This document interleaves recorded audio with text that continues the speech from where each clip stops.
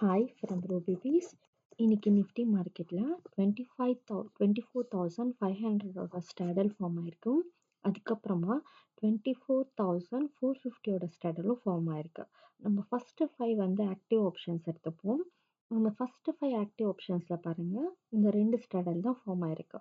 So நம்மளுக்கு ஒரு காமனான ஒரு ரேஞ்ச் கிடைச்சிருச்சு. அதே மாதிரி தான் மார்க்கெட் இன்னைக்கு அந்த ஓப்பன் க்ளோஸ் அந்த ரேஞ்சு கீழே தான் மார்க்கெட் வந்து கரெக்டாக ஓப்பன் ஆயிருக்கு.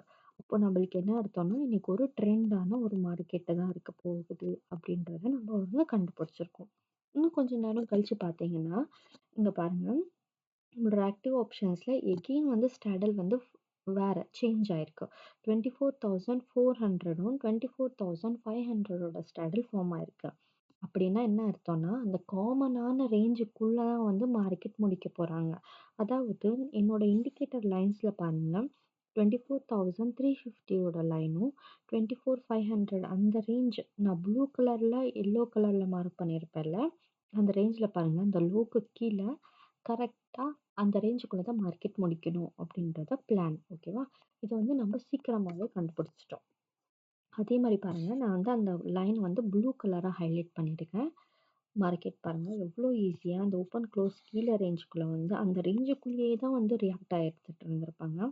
ஏன்னா அவங்க அங்கதான் மார்க்கெட்ல முடிக்கணும் அப்படின்றத அவங்க ஏற்கனவே டிசைட் பண்ணிட்டு வச்சிருக்காங்க. அதனால தான் அந்த ரேஞ்சை வந்து நம்ம கண்டுபிடிச்சிட்டோம். எப்போ 9:30க்கு கண்டுபிடிச்சிட்டோம்.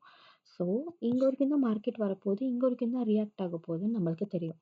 அதுக்கப்புறமா நம்ம ஹோல்ட் பண்ணணுன்ற அவசியம் இல்லை, நம்ம ட்ரேட் பண்ணணுன்ற அவசியமும் இல்லை.